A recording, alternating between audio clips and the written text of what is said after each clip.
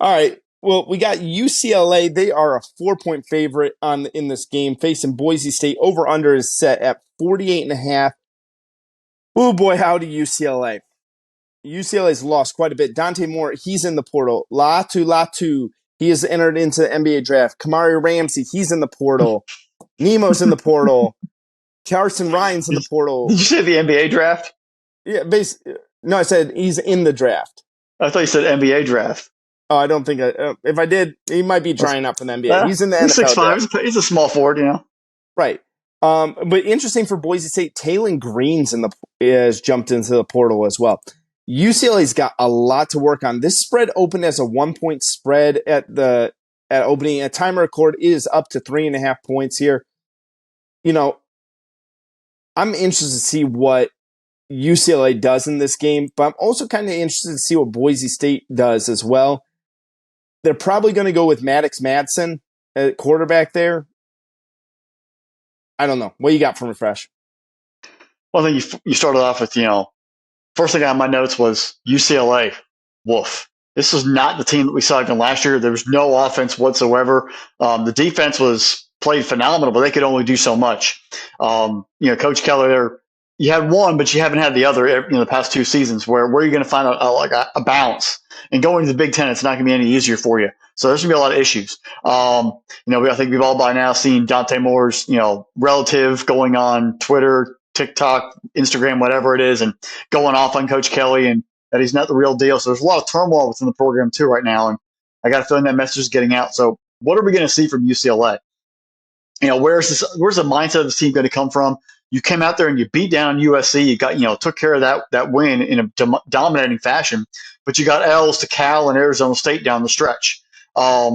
It's been a hodgepodge, a piecemeal effort all year long out there in Westwood. And you really you don't know where the heart is or the mind is of this entire football team. You got guys in the portal, guys leaving, guys going pro. Who's going to actually step up and put on that, blue and gold and go out there and show out? It's not much of even a trip, obviously, because it's in LA. They're showing the SoFi down from Pasadena. So, where's this incentive for this team to actually show up and play and take care of business? If they are going to have any kind of success, it's going to have to come from the ground game. And obviously, last I saw, Carson Steele and Harden are both playing. Who knows if they're going to be playing come game time? They're going to have to run the ball. That's the best ground game in the Pac-12, averaging 191 a game. Can the two of them get a lot of traction on that turf at home and run against this Boise State defense? That's be the real key. If they can do that, and UCLA, some of those guys in the depth chart can step up and get some experience and play some stalwart defense, they have a chance of winning. But that passing game, whoever the quarterback's going to be, they've had issues all year long. Even if it was Moore, Shealy, whoever comes up that depth chart has been a borderline terrible for a UCLA football team. I don't have much confidence. I don't think Kelly has much confidence in that offense under their guidance at that quarterback position to really be successful outside of a dominant running game. So how does this team sort of grow in the next, over these few practices and bowl practice and turn it into a football game, atmosphere? This is actually what I'm more paying attention to is how does he corral this team and get them focused ready for Saturday? On the other side, looking at Boise State, very resurgent football team. They've won 3 straight under Spencer Danielson after Avalos was fired. They've actually won 4 in a row, including that last game that Avalos was there. Second best offense in the Mountain West, averaging 444 yards a game. Ground game averaging 214. They are putting it forward. They're taking care of business. They have found some sort of energy. We thought that they were dead, buried, and long gone early in the year, the way the Mountain West was looking with UNLV and Air Force and Fresno State being there, and somehow and San Jose State. But somehow at the very end, there's Boise State, like usual. They're surviving, and they found it, and they get themselves through, and they win another title. That shows the culture of the program they've built over there for many years now, that they continue to withstand and drive it home. And they have a focus and a pride about winning. And we saw it down the stretch here this season. Ashton Jady, actually born here in Jacksonville, Florida, played his high school football in Texas, said he's a Bronco for life. He has taken over the reins as the number 1 back, 203 carries, 1,200 yards, and 14 touchdowns. Also, George Halani has come in and out of the lineup dealing with some injuries. Maybe we'll get to see him on Saturday as well. The 2 of them are going. That really poses some defense options against that defense for UCLA and actually gives them a good chance to really see where this Boise State offense is. Because if they can move the football consistently, especially on the ground versus UCLA, that shows they got something special and they're still alive there. It's still a powerful offense in Boise State. It's a big test for that offense right there. On the other side, defensively, um, this team has sort of found their groove again.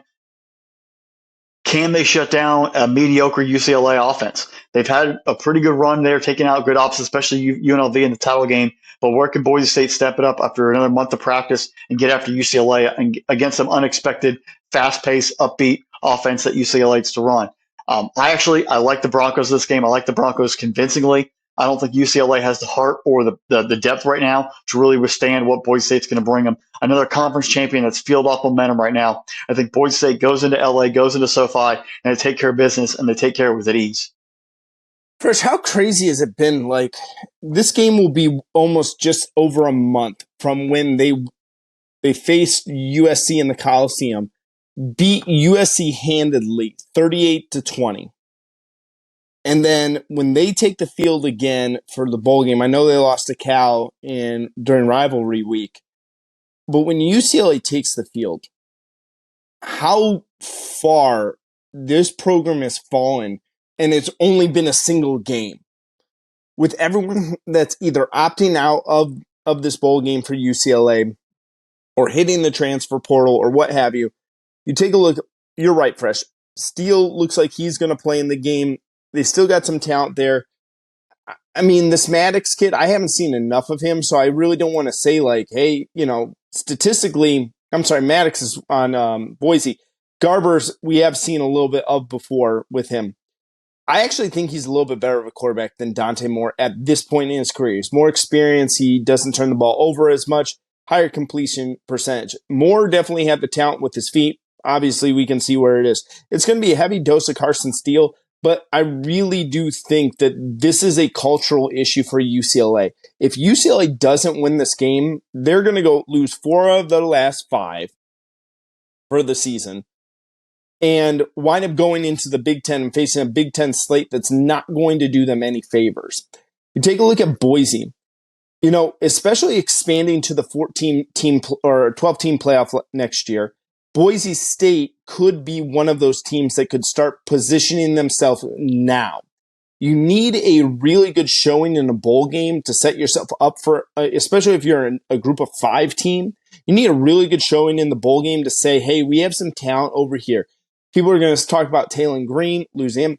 Madsen is the quarterback for Boise State. Again, like I said, I meant to say I haven't seen much of him. 9 touchdowns, 3 interceptions on the year for him. Eric Kevin McAllister has put himself into the transfer portal. It's the holiday seasons, guys. I got to make a home alone he's show. Home alone? Yeah, he's home alone. He's home alone in the portal.